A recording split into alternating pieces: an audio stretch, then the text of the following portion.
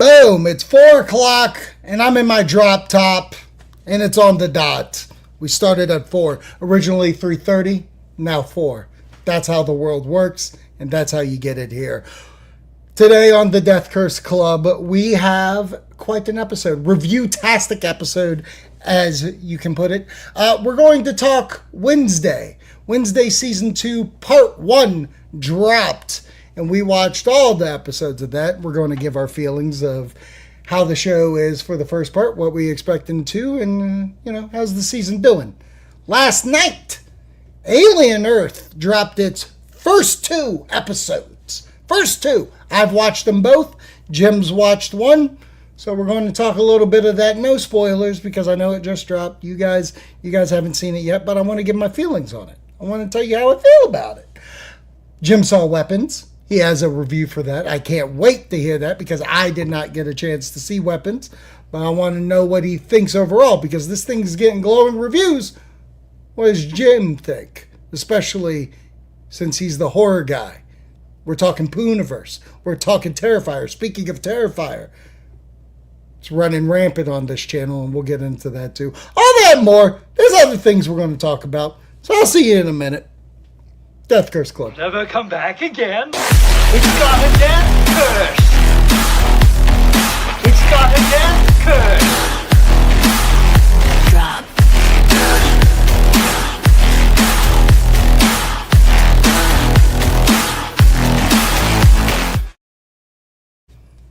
Welcome into a brand new episode of the Death Curse Club. I am owner-operator of the establishment, Zachary Hilton, and alongside with me is the man, the myth, the legend, enter the Z himself, Barkeep Jim. What's up, Jim?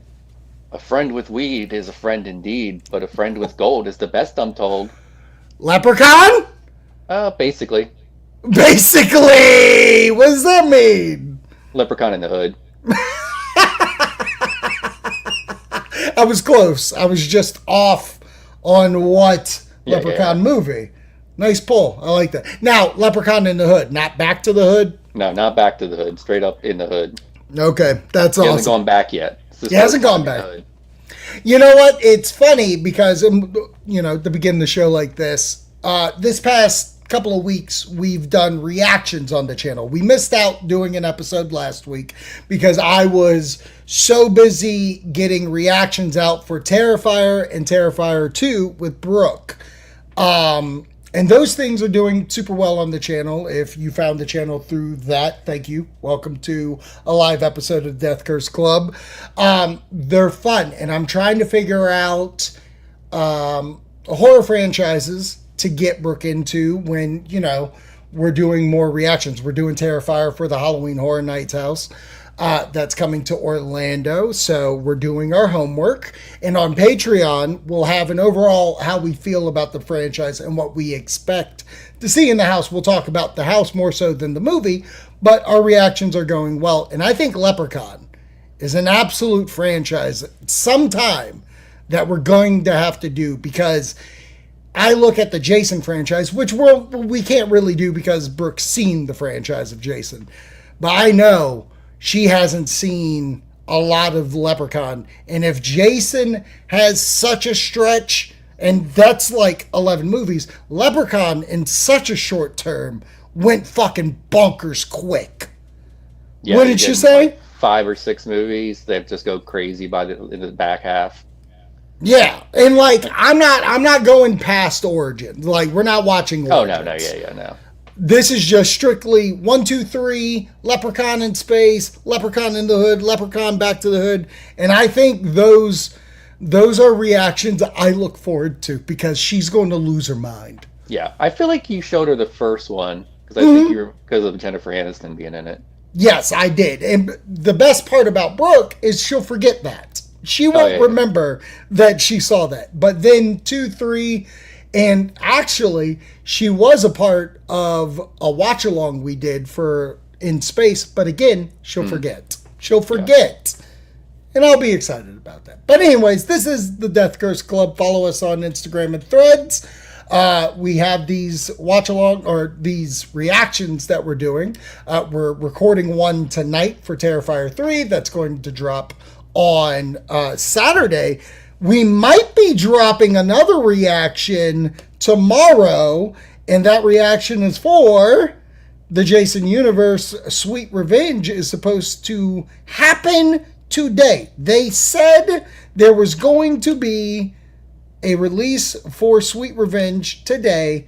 Jim, I haven't seen anything about it. I went to the Jason Universe YouTube because, like how this show does, on special videos or something I want to promote, they premiere the movie. We'll say the short film. There is nothing on that site, and it concerns me if we're actually going to get Sweet Revenge today. Have you seen anything on the internet today about it? Because I've been off. I couldn't look up anything. Right. No, they haven't posted anything today that I've seen, but they did. The last thing I saw was them posting an article about the actor being the first actor to play Jason in 16 years. Right. And in that, it does say that there is a release party in New York tonight, and that the screening of it takes place at 8:15. Oh, okay. So screening 8:15. Even that was like a week ago that they posted that, so they haven't done anything recently. Okay, so supposedly tonight there's a watch party. There's a party of some sort, a premiere party. Yeah. And at 8:15 they're going to show it. It makes me wonder though if 8:15 is after. Like, is it going to debut on YouTube at 8 and then they will stream it? You know what I mean? Right. I would think they're going to show there, and they might drop it on YouTube and show it to them at 8:15, both at the same time, or we might get it immediately after at 8:30. Yeah, exactly. I'm Maybe hoping even there's a 9. red carpet where Jason shows up wearing a tuxedo. Only if Arsenio Hall's like the person talking to him. And also other possible Friday 13th related news. Linda Cardellini will be on Kelly and Mark tomorrow morning. We don't know if she's talking about Crystal Lake at all or not, but she'll be on there. Okay, I would tune in for that just in case, because there's a lot of pictures and there's a lot of video going around of them filming, and it seems like they're even filming in said Crystal Lake, like the original Jersey. Like, that's kind of rad. They're really going all in on this. Yeah, I'm excited. Yeah, samey. Yeah, this is my excited face. That's your excited face. I love that. That face is exactly how everybody felt this past week when last Wednesday a show dropped, and that show is the season 2 of Wednesday. Wednesday premiered on Netflix. The first 4 episodes dropped on said streaming service, and before that there was an Unhappy Meal released for the promotion to get everybody ready for said thing. That's why I brought it up. Did you get yourself another Unhappy Meal? I did. I got another one today. Good. I gotta tell you, my review of it, because really I posted something on social media. I haven't really talked about it. I love it because when it was announced, I was like, no burger, like a purple bun? How easy is that? Nah, I love this because they're mystery sauces that come with it. There's 4 sauces total. So when I got my Unhappy Meal, I got 2 chicken meals, and they actually did give me the 4 sauces. I was shocked. I thought I was going to get screwed, but I got all 4. And boy, oh boy, there's some heat into these bad boys. There's a little ting that almost tastes like the bomb from Hot Ones. Like, there's a little ting, but it's not as spicy at all. No. I absolutely loved it. I loved the Frosty. Big fan. What's your second thoughts on this? Yeah, the sauces are definitely the highlight. I get a double stack to go with it because I want my burger. But yeah, the sauces are the highlight, and the Frosty's good. Now, do you do the vanilla Frosty or do you do the chocolate Frosty? I do vanilla. So do I. Yeah, I want vanilla, not only because I think the vanilla Frosty is the superior Frosty, but it goes way better with the blood. That's my thought. I think it goes better with the flavoring. 100%. So that was the promotion to get us ready. Even in California, they had like a crazy Wendy's with like a haunt you drove through. Really cool stuff. This show dropped, and so far, no spoilers really to dive into, especially because it's like the first 4 episodes. But obviously, Wednesday's dealing with a mystery of people dying in her town. It's birds, basically, doing this, ravens, if you will. Every episode's titled Whoa Something. Like, woe is me. Whoa, who goes there? Whoa, look at that butt. Like, that's an episode title, I swear to God. Like, whoa. Like, whoa. And she's figuring out this season, Pugsley has a bigger role. He has a side quest going on through this, dealing with a zombie. Then Morticia has a bigger role, even to say Gomez as well, but not as much. He is supporting character to the 10th, but at least he's in every episode, where Morticia has pretty much a prominent role to do with this season so far. Jim, I'll let you go first. How are you feeling about the first 4 episodes for this season? Well, I want to start with the fact that I remember when this show was first announced, and I was really skeptical of it, just because of being kind of over Tim Burton for a while, right? His recent stuff anyway, and also over the formula of random individuals solving crimes, which is basically how it was advertised. Okay, that's what we were going to get.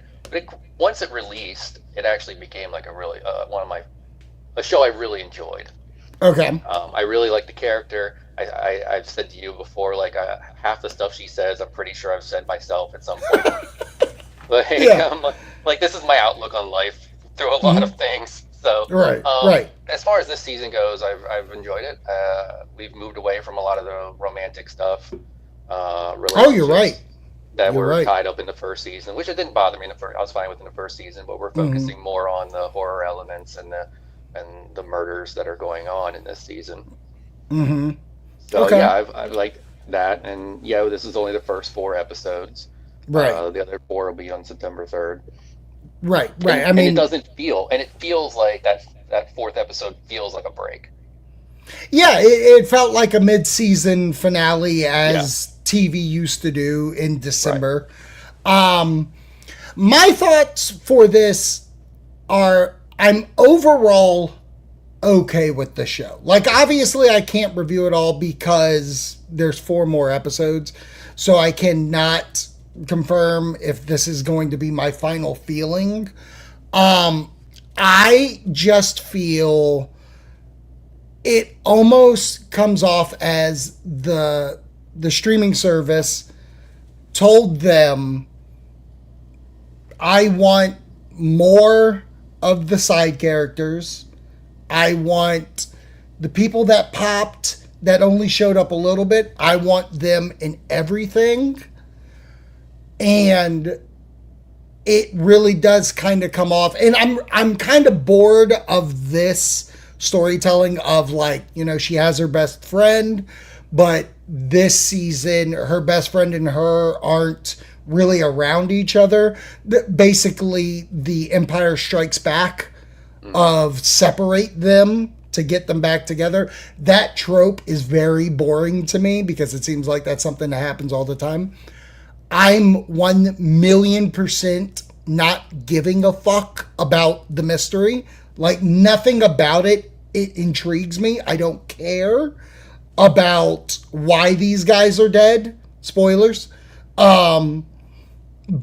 It just feels very stretched so far. Like, I bet you these final 4 are going to bang, bang, bang, bang, bang. But overall, I'm not wowed. And I don't know how people feel about this aspect of it. The episode where they go to a camp.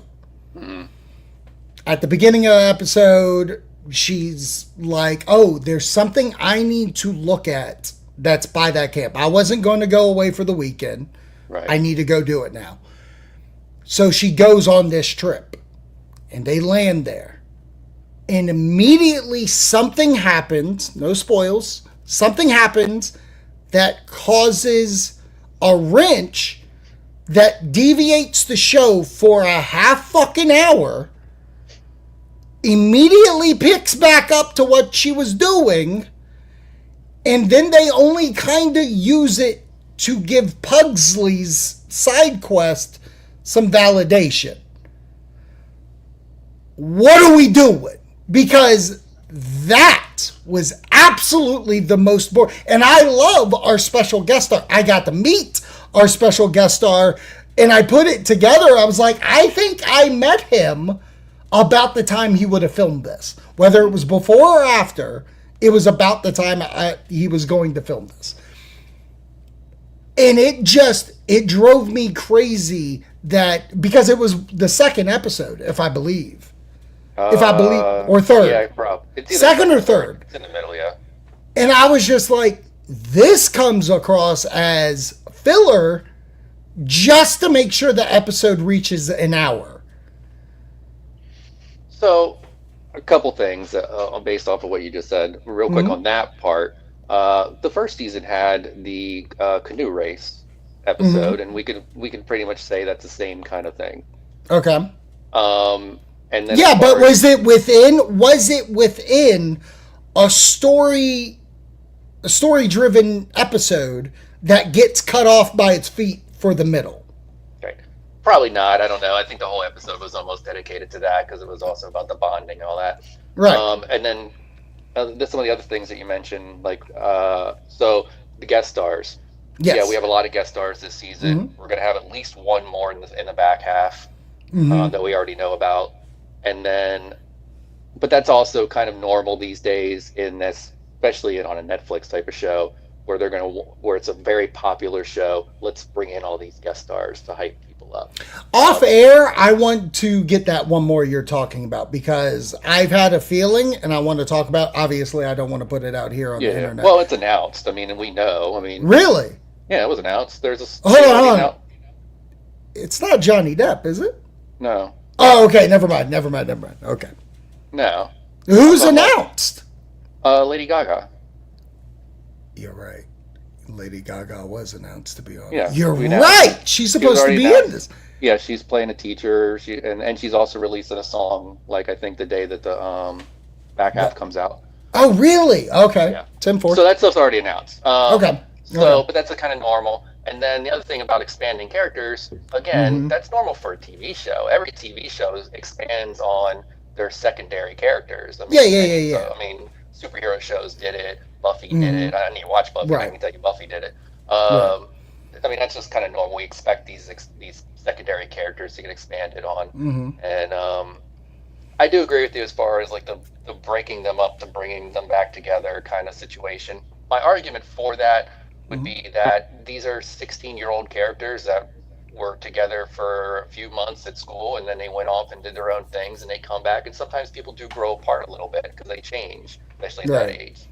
And so it would make sense for her to have like their new friends and kind of their new focus points. And so I can kind of understand why they would not be, so buddy, and then you got to bring them back later together.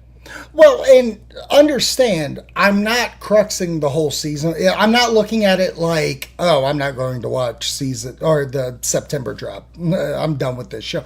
That's not at all what I mean. And I understand giving us more hints. Fred Armisen coming in and being Uncle Fester. I loved his story for what he is a part of. Like, it's fun. He's fun. I completely get it, and I agree. Secondary characters need to get some love. The kids I want to get behind. That's not my complaint. My complaint is more so, forcefully adding. It really does feel like people were like, we love the Addams Family. Why is the Addams Family not in this Wednesday show, which was originally pitched to be a Wednesday show? Why would we have the Addams Family? And now it's just an Addams Family show.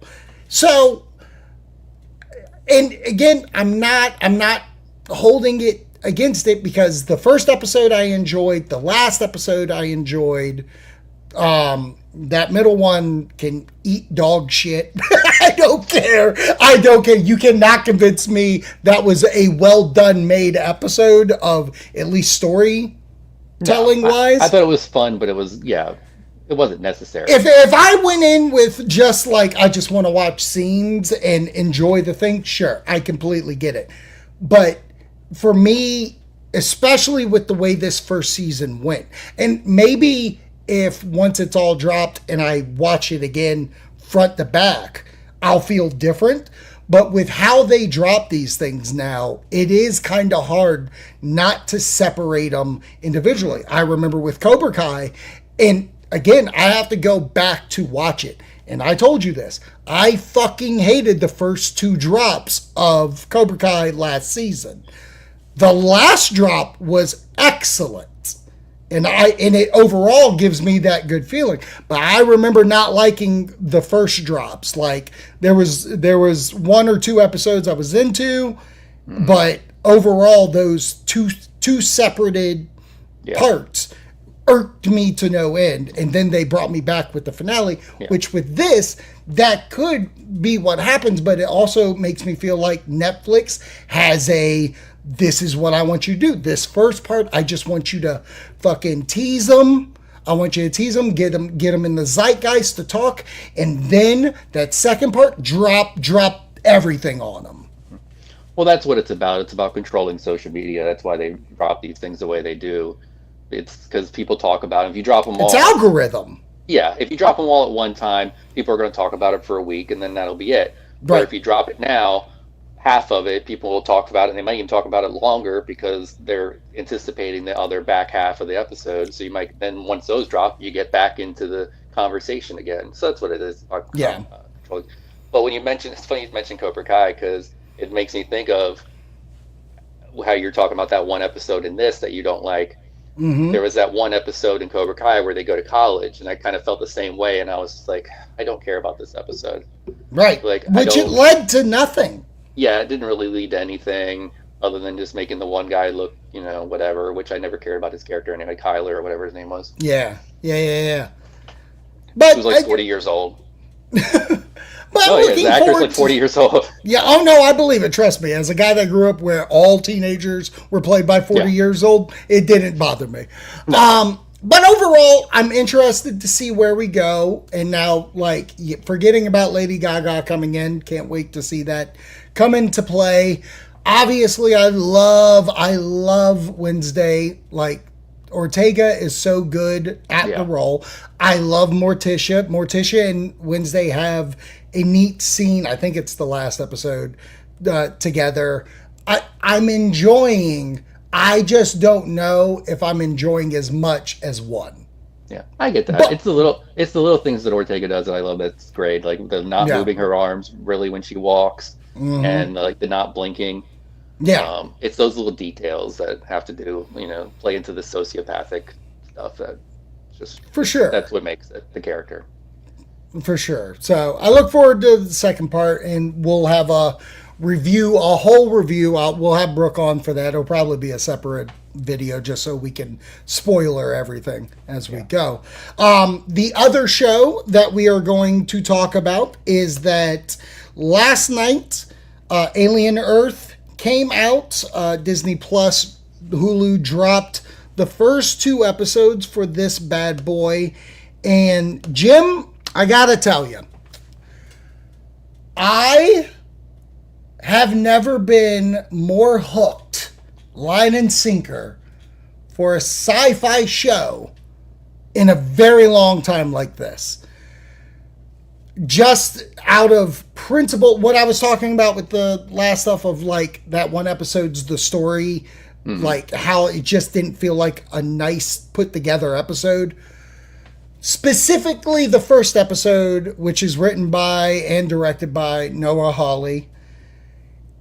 Brother, it felt like a 1960s, 70s sci-fi 2001, very encased, very claustrophobic feel, while also feeling very open when you get to Earth on all of those scenes, but the ship felt very compact.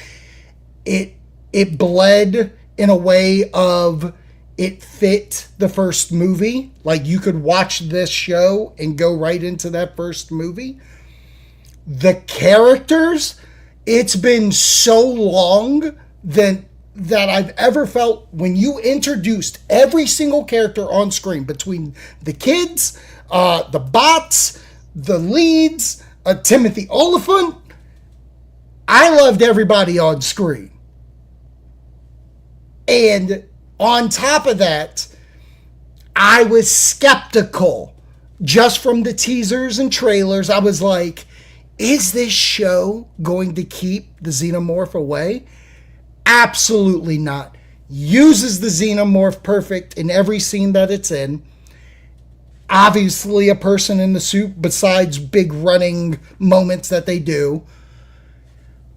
Scary. There will be other things that we talk about after you give your initial thoughts that I want to get into that are fucking fantastic. This might end up being the best show of the year. Yeah, it's got 6 more episodes to go, but that's where I'm dying on my hill. Yeah, I don't disagree with anything you just said. Noah Hawley, who also did Fargo and Legion, so yes, which I enjoyed both of those, and so I was kind of feeling like I was kind of curious as to what we were going to get out of this show, because you look at Legion, and Legion is something that is basically an X-Men show with no X-Men, but a very arty feel to it. Yes. And so I was really curious what we were going to get out of this. Yeah. And one of the things that I really wanted going into this, just because it's kind of a pet peeve, and you mentioned it already, is that I wanted it to look like it should for the time frame. I don't like when prequels, the technology looks too fancy for the movie that comes out after. Right. And the very Star Wars complaint that people have put out there. Sure, and I can even make an argument for that, for why the prequels look the way they do versus that. But I mean, this looks very much like the ship. The ship looks very much like it could come straight out of the ship from the first Alien movie. Yes. I mean, the computers, the whole room, the technology, which they're even able to take those screens and still keep them in that time frame, but upgrade them in a way in other places. I don't want to spoil what exactly gets done, but it's a very good way of being like, yeah, we get it. It's tube, but watch this shit. Yeah. It was fun seeing Timothy Oliphant not playing a marshal. Speaking of Star Wars. And Justified. And yeah, good call. So that was cool, but he looked, he was good. I mean, all the characters were great. The lead girl is also Kyle Chandler's daughter. Is it really? Yeah. Green Lantern's Kyle Chandler. Yeah. Friday Night Lights, Kyle Chandler. yeah, that guy. Godzilla. Which I like him. Always been a fan of him, but I mean, she's been really good in that first episode that I watched. I thought she was really good. I'm intrigued to see where it goes, and I'm curious to see how you go 8 episodes out of this. But I think there's possibility. Buddy. But that first episode feels like watching a movie. It does. And you said this just a second ago, and it feels, because Legion, like you said, very artsy of a superhero film. This show felt like A24 or Neon got the rights to Alien and decided to make their own sequel or prequel, but make it fit. And this is a big component that I love, is that there seems to be something deeper story-wise that you could do without the alien, without the xenomorph. And that's why this works even more for me, is the fact that there is a story that is going to be told in the middle of an alien fucking shit up. Right. That's awesome. Good, because you need to make an 8 hours out of this, minimum 8 hours, whatever. Right. You need something else going on. You can't just have this creature running around eating people for 8 hours. But and expect it to be entertaining. But see, here's the thing. And as the guy that watched episode 2, flows right through it. It's literally streamlined. It feels like all connective tissue that you're going to get.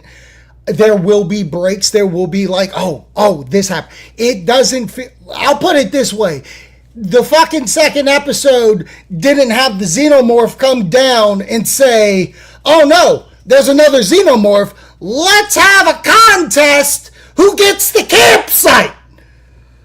I'm kidding. That might be episode 3. Yeah, I know. Don't jump to the gun, Zach. But I do feel there are several stories going on with this. I love all the characters. I love what they do, even at the beginning where it's like humanoids, these people, synthetics, this, robot. Like, I love that. And it's easy to follow. It was one of the things I was scared of. Once that popped, I was like, what does any of this mean? They explain it in the show. Yeah. And I am willing to say the second episode is just as good, if not better, than the first one.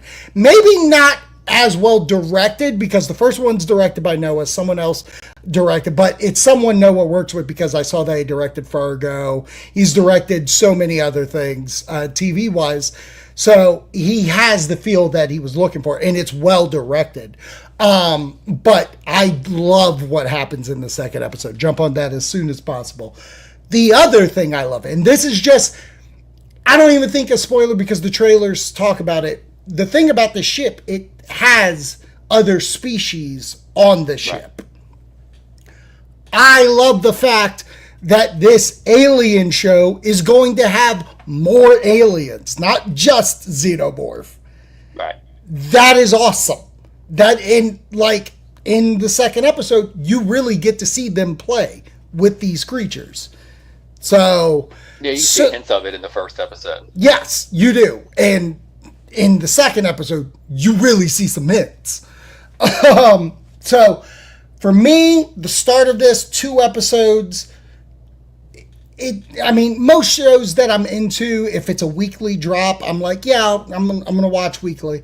This is must-see TV for me. Not only because we will be talking about each episode on either a TV show, live ep, or this live ep.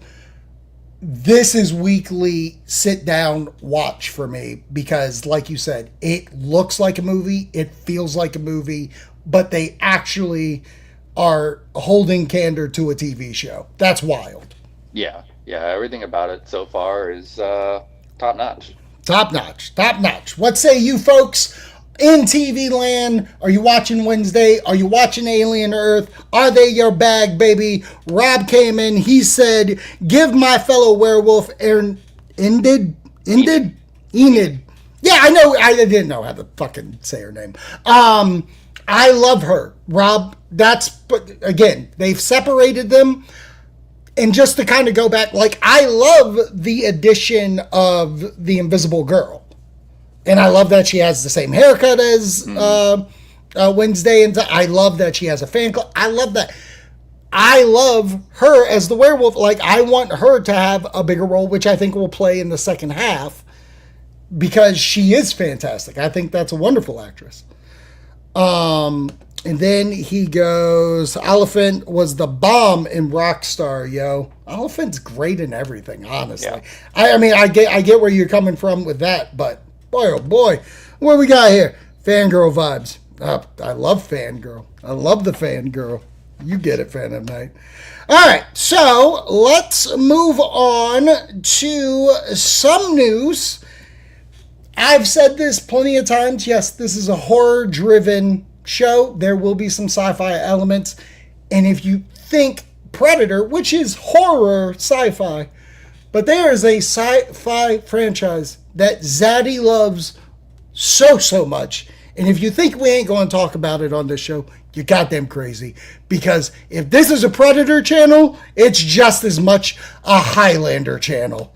And recently, joining the cast of Highlander, Henry Cavill's Highlander, which already had some cool casting with Russell Crowe coming in as Ramirez. A female got cast as well. I'm guessing to be not Heather, but maybe it's Heather. We don't even know. But Dave Bautista has signed on to be the Kurgan in the Highlander reboot. Jim, I don't know where you are in the Highlander fandom, but what do you think about Dave Bautista being the villain in this movie? I like Batista. I'm not a huge Highlander guy. I don't dislike it. I mean, I've seen them. I didn't watch the show or anything like that, but I mean, I've seen the movies. I think I saw part 3 probably in the theater. Fuck yeah, you did, baby.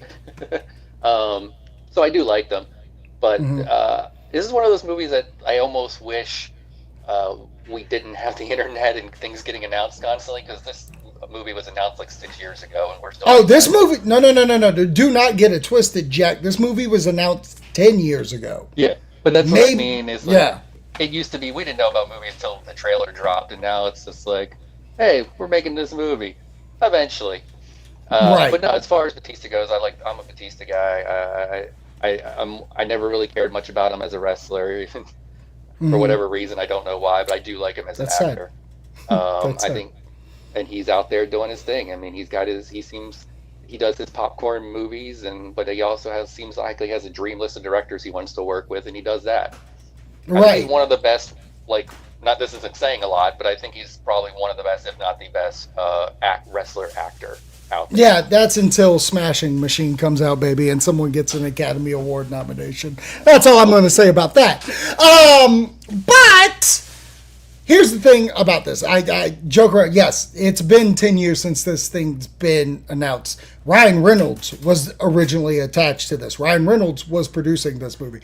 Then he was done producing this movie. Eventually, Henry Cavill came on to be the star. And he was announced to be the star of this 3 years ago, maybe?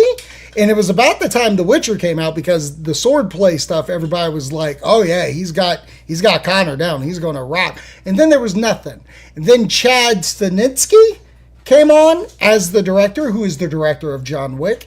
That really interests me. But then Stahelski couldn't direct this immediately because he had to go film bonus stuff for Ballerina.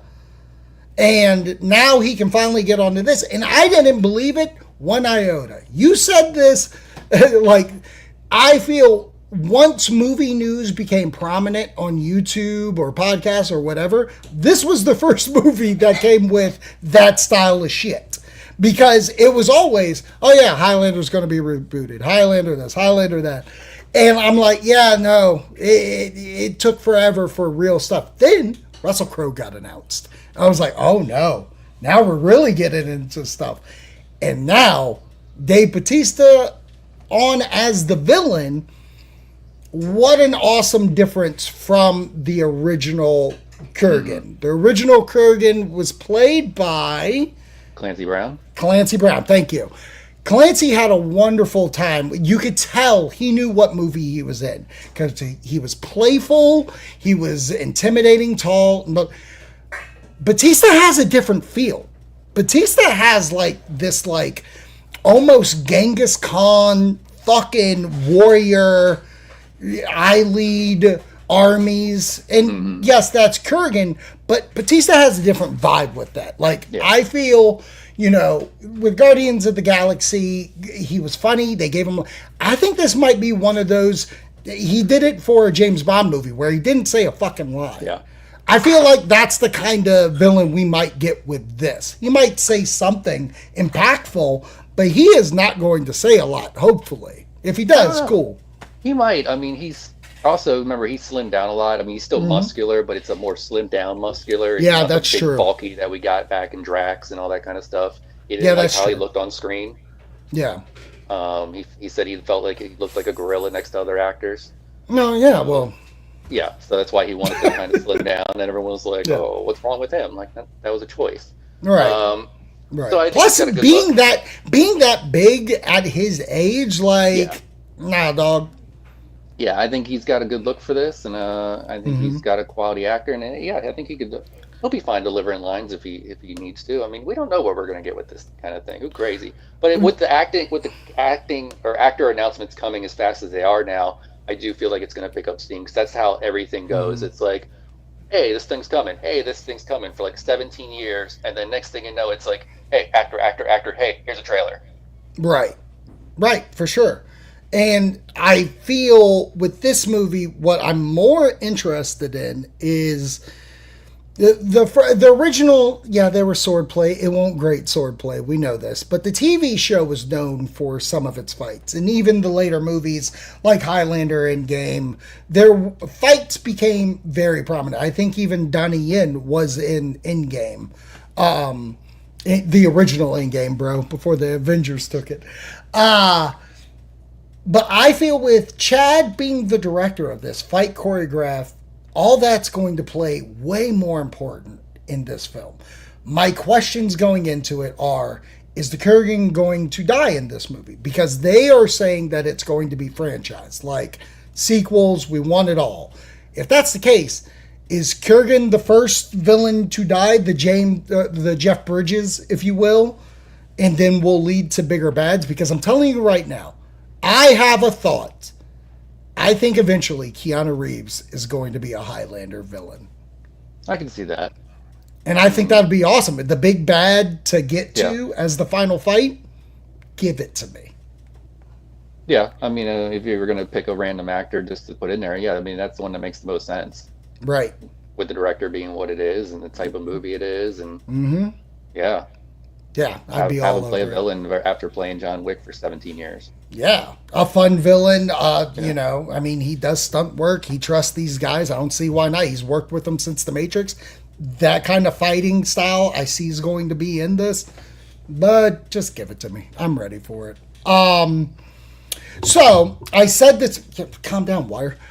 So I said this earlier before we get to review. To Jam, I said this too off air. It's obviously hunt season is approaching. I am big component of hunt season. I love going to haunts, theme park haunts, all kinds of haunts. And recently there's been a new number of announcements. Obviously Halloween Horror Nights, which we talk about on this show. We haven't gotten into Busch Gardens Hollow Scream, but we will soon because 2 of the houses have been announced. 3 more to go, which I feel once that's all laid out, we'll do a show on. But recently something else has come to fruition, which is King's Dominion Haunt has announced that the event you can go to, but to go through the houses, you have to pay an extra $10. And I wanted to bring it up to Jim, who you've gone through haunts, you know, Frightmare. You did Red Vein, right? Yeah. Yeah, Red Vein. You know, you've been to HHN, you've been to Hollow Scream. Haunt's the only one that I know that you haven't. And on paper, Jim, with this place saying, okay, you have to pay $10 to go through our haunts, how does that make you feel? Like, yes, you have to pay your whatever ticket, which I think starts at $34.99, and then you have to pay to go in. What are you taking away from this? Well, I mean, I have a couple questions. One, this has no bearing on it necessarily, but I feel like, are they licensed houses? No. I thought they were. Was that somebody else? So Six Flags, last year, Six Flags, who own King's Dominion, they last year did a few of their places, had a Stranger Things, a Conjuring, a Saw, shit shows. Every single one of them shit shows. And got blasted on the internet about them. This year, none of them have houses, but and they haven't announced it for King's Dominion, but other Six Flags have announced that a Conjuring experience, a 20-minute experience, which is a separate pay to go through, is going to happen. So I feel like it's an escape room without calling it an escape room. Okay. So, and then you said it's a $30 ticket, roughly $40 ticket. Now, $30, is that a extra ticket? Is that just for the Halloween event, or is that just your theme park ticket that you're paying to get in? So the way that they do it is there's a daytime ticket, 60 whatever dollars, but maybe even 50. And then at night it turns into this, so you have to pay $35 to go through. Okay, and then you said $10. That's $10 per house? We'll just say we think it's going to be all of them. Okay. All right. So what I'm getting out of all this is that it's somewhere in between Busch Gardens and Universal. Right. Where Busch Gardens is essentially just all included. You basically pay the one ticket to get in during the day, and you can stay all day, all night. Right. And it doesn't cost anything extra to go to the Halloween stuff.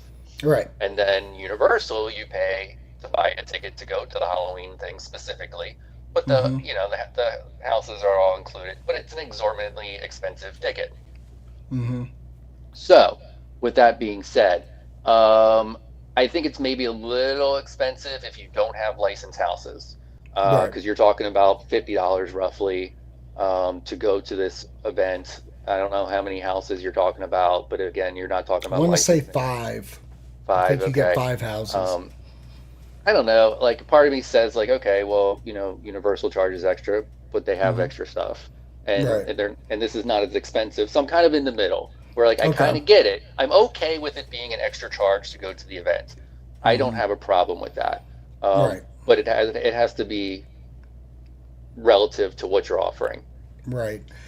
I personally, because of the separation of ticket, if the ticket was just $35, you go in and that'd be that, I'd be okay with. I understand you have to, I've even done it, and Rob said it here. Scarowinds is doing the same thing because they are owned by the same people. Where my issue lies about charging for the house to go in. So you can go to the event, but if you want to go to the house, you have to pay $10. Right. That's weird. A, it's weird. B, when they are advertising these houses, if you go to their website, I don't have the name offhand, we'll just say Vampire Jamboree. In the description, it says Vampire Jamboree brought to you by M&M's. Witch's Ghoul Pleasure brought to you by Skittles. Twix presents Death Eaters 2000. So it's like the WWE. Buddy, you are sponsored. That means that brand paid for that house to be made. I do not think you should be having your customer come in to pay for the thing that was paid for because you made them pay at the beginning. I agree with you. If there was a Conjuring house or a Stranger Things house, and you're like, to get through these houses, you have to pay $10. Because here's the reason why. That house is going to have something different than the houses that you are presenting. Like a premium package. Exactly. Where my issue lies, which I looked at Haunt, this event does not have a new house that has been brought from the last 4 years. Wow. The newest thing that King's Dominion Haunt has is a scare zone, which comes with the regular ticketed event.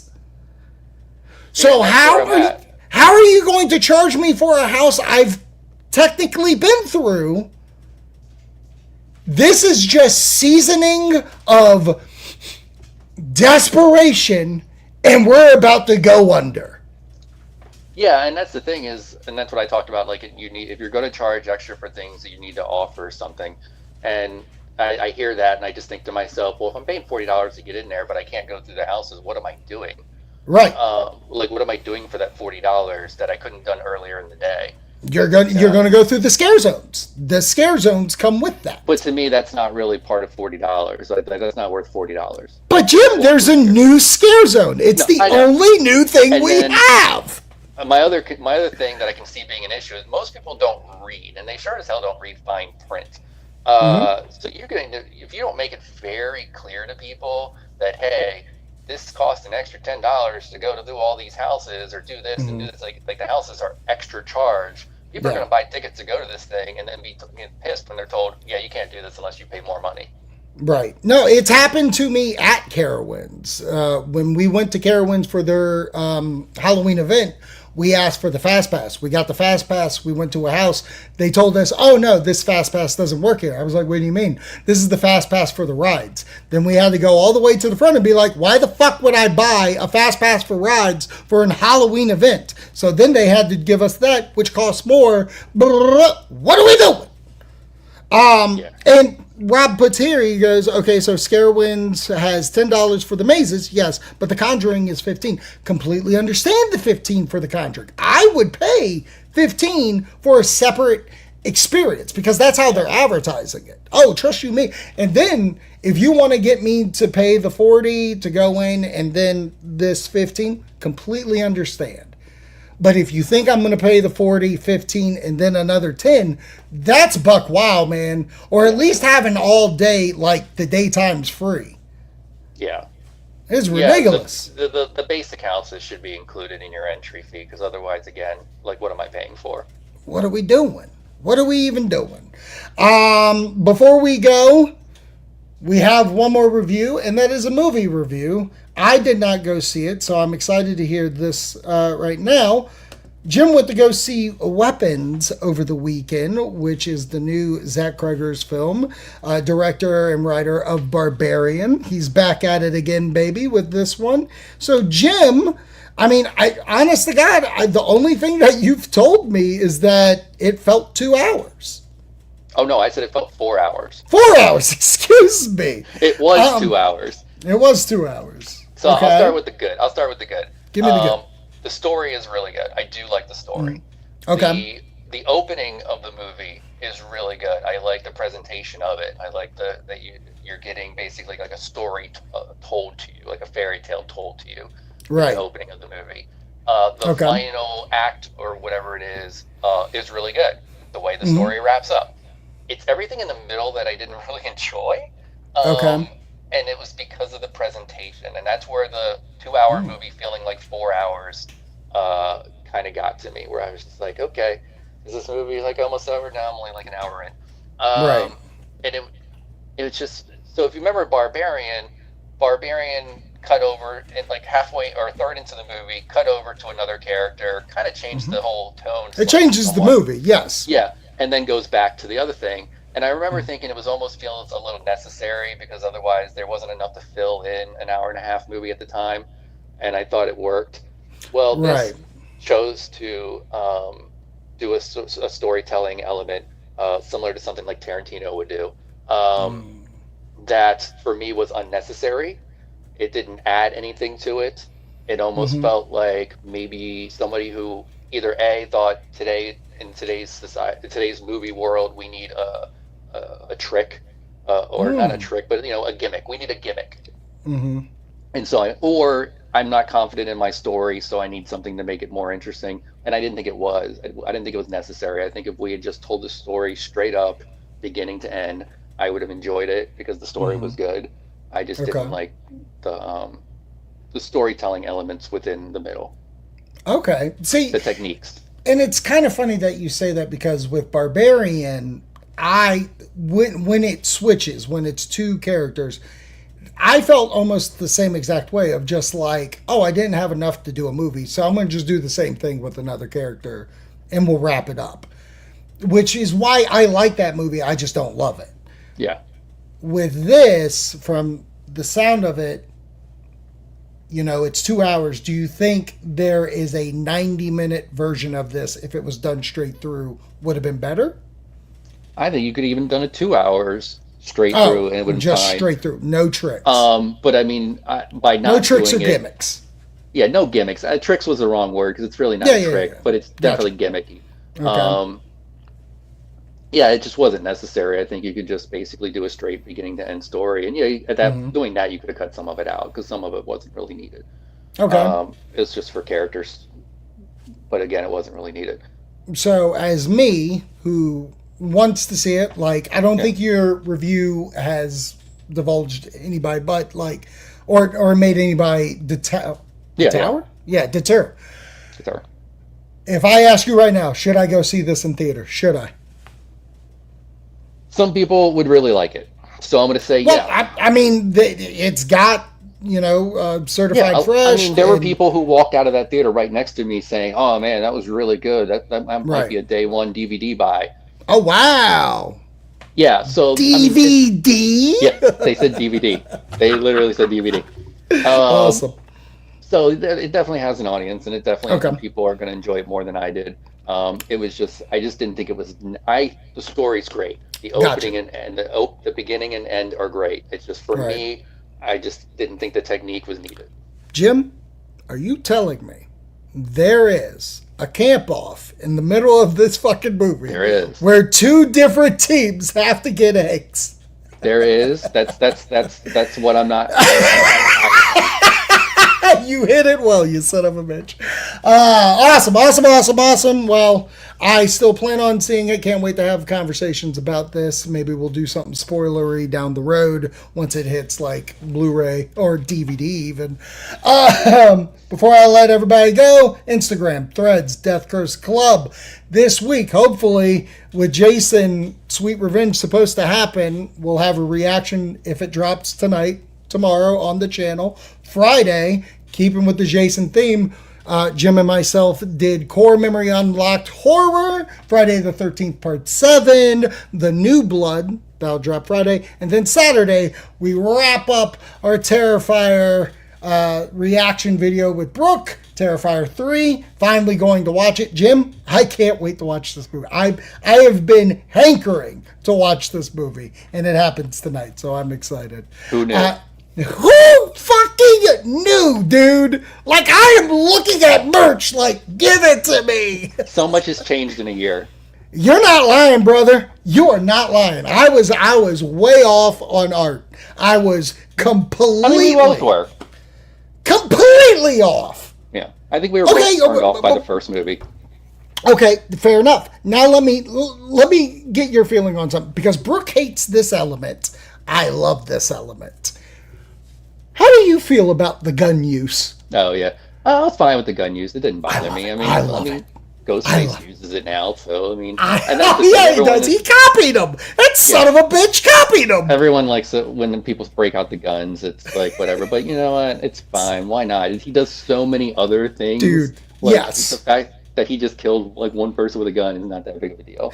No, but not only that, what I'm loving, though, because in the first movie, it's a handgun. The second movie, he pulls out a sawed-off shotgun and blows that chick's face off. But then we were watching the song Ice Nine Kills made, Clown Work of Art one.